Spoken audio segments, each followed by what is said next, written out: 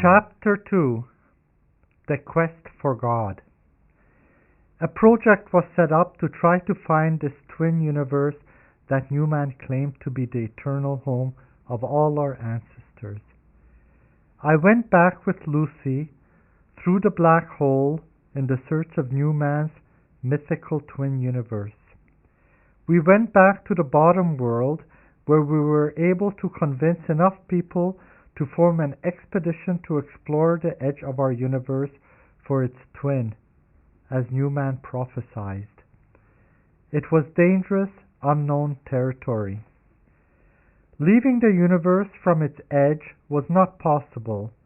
The closer we got to the edge, the thicker space got until space seemed to solidify and we could no longer move in it as if we were encased in snow.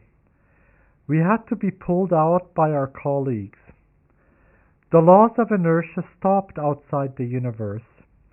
The space got thicker and thicker as you got to the edge, blocking us from going further out. Patiently over many centuries, we explored the sides of our old universe, mapping it like Columbus mapped the shores of America. It was flat and smooth all over. We sailed the universe's coast for many centuries until we found a narrowing that looked like the universe was emptying into a river. We went up the river and it turned into a canyon, becoming a tunnel with a blinding light at the end, like a beacon that beckoned us to follow. As we entered this new open space, we saw that it had a size that we could easily map. We were looking into the twin brother of our universe described in the myths of Newman. It was 100 billion kilometers across, and looking back toward our universe was like looking into a human body, while looking ahead was like looking into a human brain. We immediately recognized it as a brain with each nerve cell represented by a space of energy patterns. Each cell was like a cathedral the size of a solar system. As we entered this new discovered heaven, we were met by people dressed in white. Heaven's welcoming delegation was carefully chosen from those we would recognize as relatives, friends, and ancestors, all who had died. They greeted us affectionately, showing us how happy they were to finally see us. We hugged and cried and talked about our lives. They made us feel at home. I felt somewhat ashamed that I could not recall my one immortal life as well as they were able to recall their many past short lives. They knew my own past lives better than I did. They saw my past lives with clarity while I knew only what I had read about them from history books.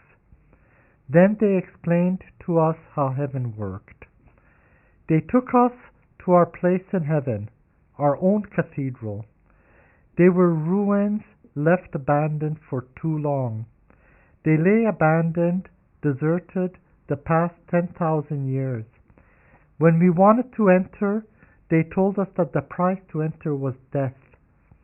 We saw a list of all our reincarnations at the entrance. We were told to be proud of all our past lives, our contribution to humanity. I found out to my shame I was Hitler in my very last life, and Lucy found out she was Stalin. We cried and laughed, but looking down the list of our past lives, we were all deeply gratified. I was Jesus, and Lucy was Magdalena. We found ourselves as couples many times. We were Romeo and Juliet, and we experienced love in all its forms. The entrance of all mansions had a list of all lifetimes that were contained in them. We saw that heaven had many neighborhoods. Famous artists and entertainers tended to be grouped together, just like famous scientists were. It was like a university campus. We toured through heaven like walking through a cemetery, looking for famous people. Some places were lively neighborhoods with many souls leaving and entering the mansions. It was like there was a party in each mansion, but we couldn't enter any of them. We were repeatedly reminded that we were just visiting souls, the first visiting souls in heaven's entire history, and that we had to die and be resident souls to enter any mansions.